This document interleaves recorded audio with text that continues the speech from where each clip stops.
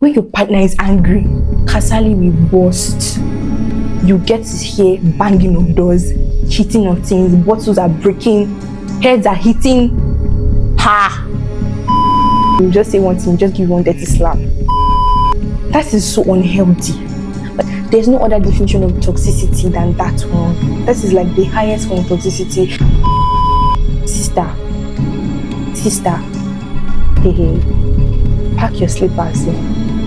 Let your leg be touching the back of your head. Disappear. I can't emphasize the importance of dating a kind partner. Welcome back to my channel. I am Isabella Okeje on Instagram, TikTok, and on YouTube. Do well to subscribe to my channel for more content. Thank you for tuning in. Hey guys, welcome back to my channel. If this is your first time on my channel, welcome to my family. And if you're a returning subscriber, thank you so much for always coming back here to watch me talk. So in today's video, we're going to be talking about some of the red flags that we don't actually see as red flags that are in relationships. Some of the things or some of the signs to actually know if this person is truly in love with you, if this partner that you're dating, whether male or female, is actually into you and is actually loving you, like in the real sense of love. And we're going to be using the Christian perspective and the biblical perspective, not to be too religious or anything like that, but at the same time we're just trying to put God at the center of this whole thing, because I mean, like, at the end of the day, that is supposed to be our yardstick, right? So I'm going to be using the book of 1 Corinthians chapter 13 verse 4. It talks about the various qualities of a person that actually does love you. There's some things that actually happens in relationships and it is toxic, but because we are too blind in love, we can actually see that it is actually toxic. The book of 1 Corinthians chapter 13, I'm going to be reading it first of all. It says, love is patient, love is kind, it does not envy, it does not boast, it is not proud, it does not dishonor others, it is not self-seeking, it is not easily angered, and it keeps no record of wrongs. Now, the first one there says love is patient.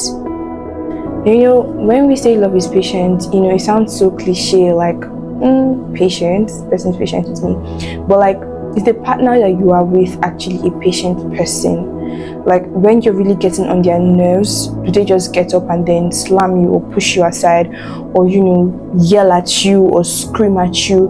Are they actually patient?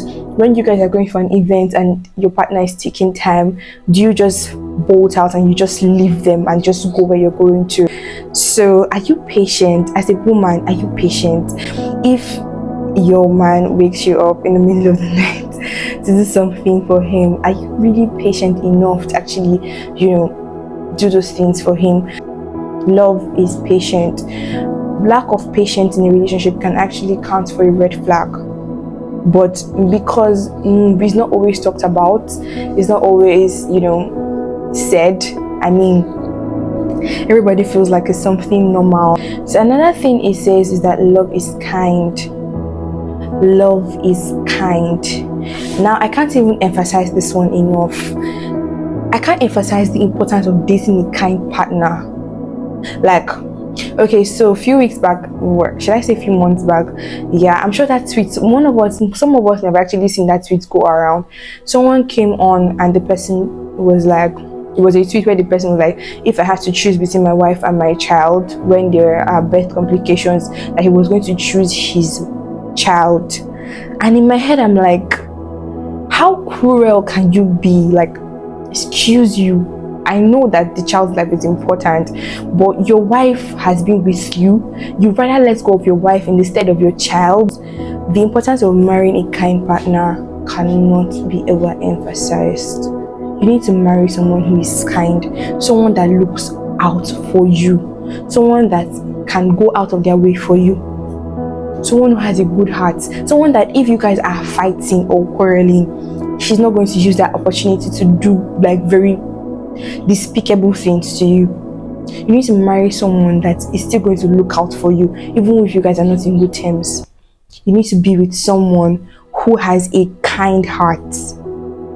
Kindness, a kind partner a kind partner is all you actually do need. I also saw one story where this woman left her child with her husband because her husband was not really, he wasn't working at that time, and then she left the child at home with the husband, and this man will always leave this child in diapers from morning till evening, and he will put the child on sedatives to sleep so that the child doesn't disturb him while he does whatever he wants to do.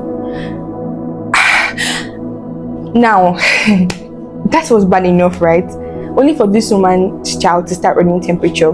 This man called the woman all the way from from work to come back home. The woman took the child to hospital, and they told this woman that the infection of the child's vagina had eaten so deep into her because she was always left in like dirty diapers by the man that is supposed to be her father.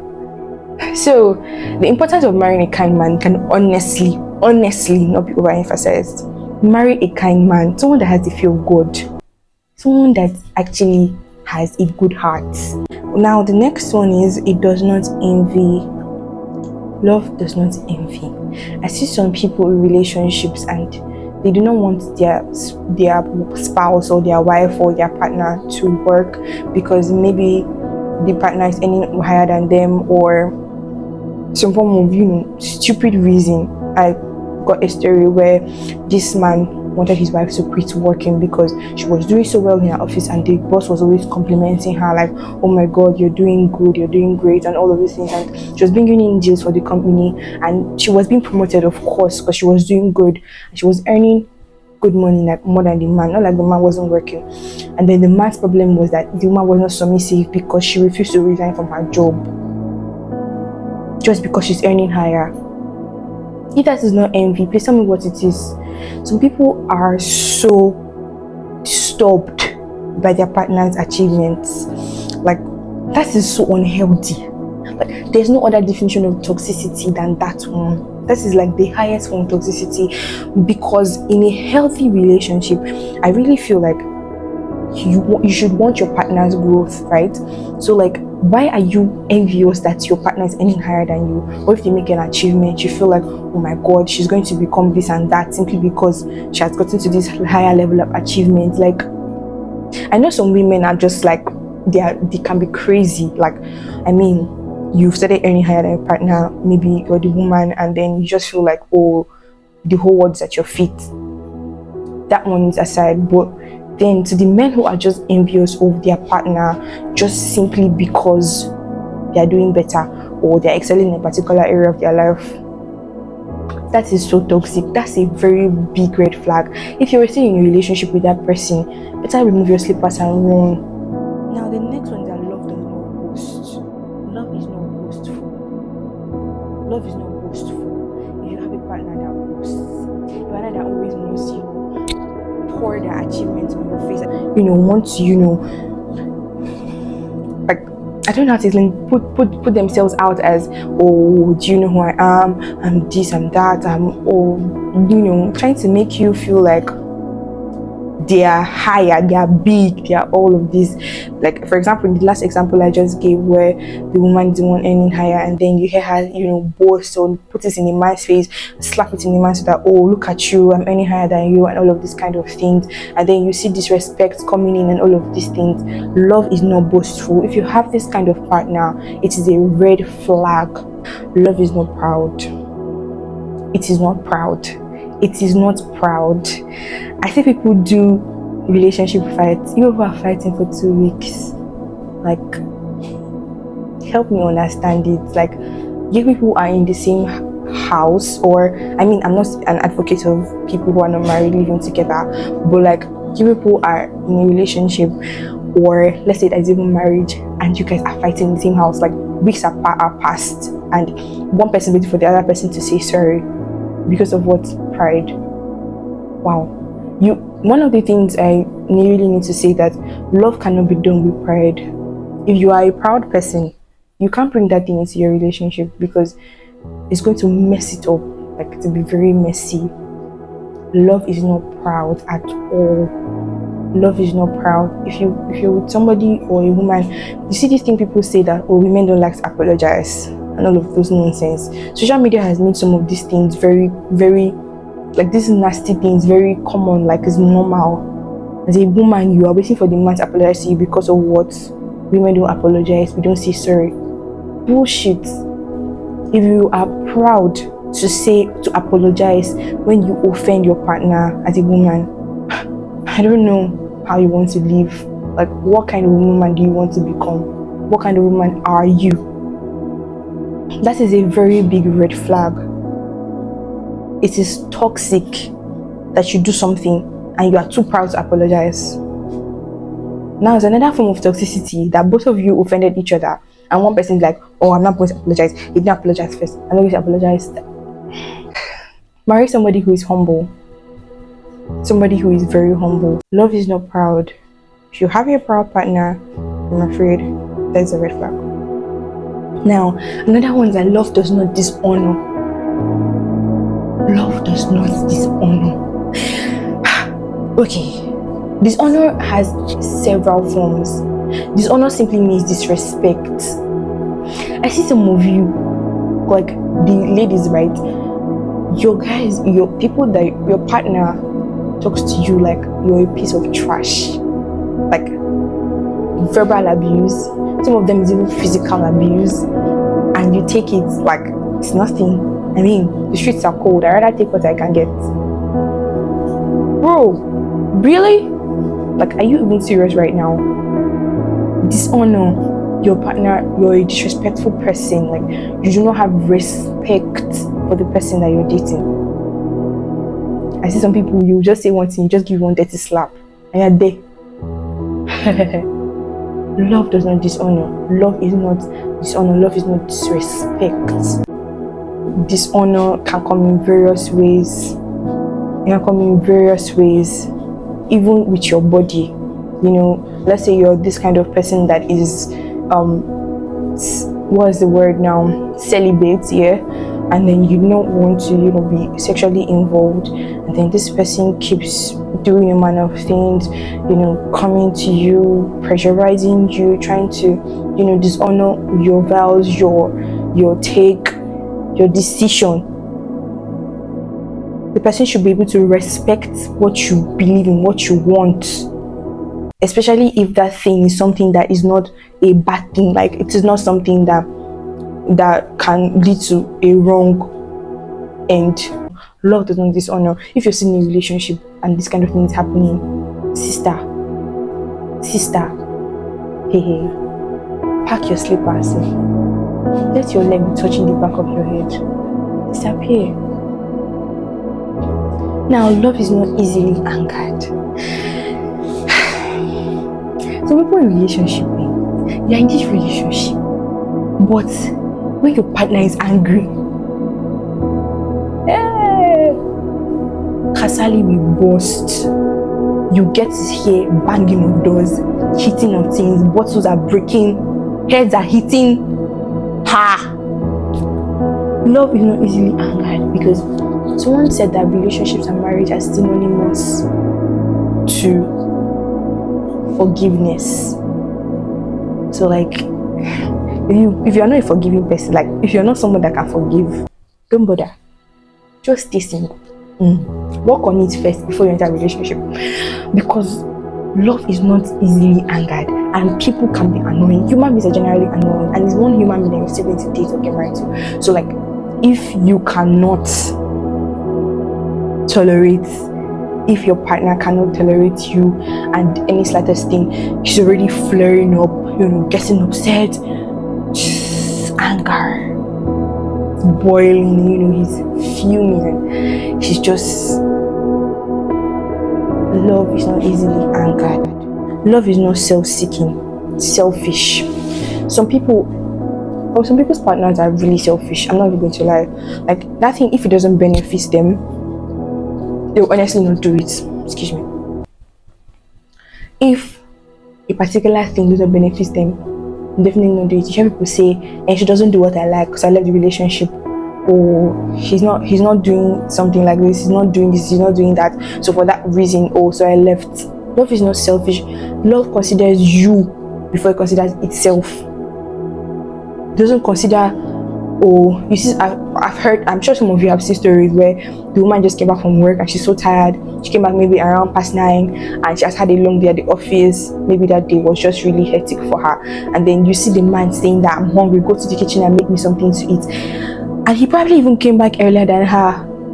Oh, because you're hungry, like the woman has to carry her tired self into the kitchen to make food for you. Love is not self-seeking. That is why I'm always saying, marry a kind man. All these things just go hand in hand, because it cannot be one thing and then not the other. It is a full package. It is a full bundle, right? Love is not self-seeking. Love is not selfish. Love thinks about the other person before they think about, oh, I know I actually want this thing, I actually need this thing, but this person can't do it for me right now. Like, I'm putting the person's needs and wants before I actually put my own. This thing applies in so many forms. Just like I gave the example of celibacy, right? I know that hormones are raging in me and all of these things, but I really like this person, and I'm putting their decisions, their opinions, what they believe in before whatever thing I feel I may be feeling. That is what love is. Like, a selfish partner is a red flag. You see that partner is like, yes, that's what I want, do it for me, without even considering, oh, can this person, can he actually do it? Can she actually do this thing for me? It is not self-seeking. This is not selfish. If you have a selfish partner, I swear it's actually a very big red flag, and it's not something that you should actually just overlook and be like, oh, he's going to change or she's going to change, even though they can actually change if you talk to them about it. But if you talked about it and then the person just feels like, oh no, not these things. This thing encompasses every single thing. Somebody offended you, or you offended somebody, and then the person is like, oh, this is what you did to me, and then instead of you to apologize, you're thinking about your own self-interest or your ego, or this person did this one to me. You start to gaslight the person instead of apologizing. Like, this self-seeking encompasses like a lot of things, right? Love is not self-seeking. Now, another one is that love keeps no record of wrongs. This is actually the final one. Love does not keep record of wrongs. Like, I once had a friend, right, that in a relationship,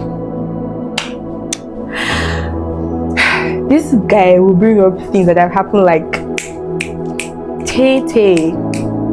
And in my head, I'm like, how do you want to move forward if you are always constantly bringing up things that had happened before?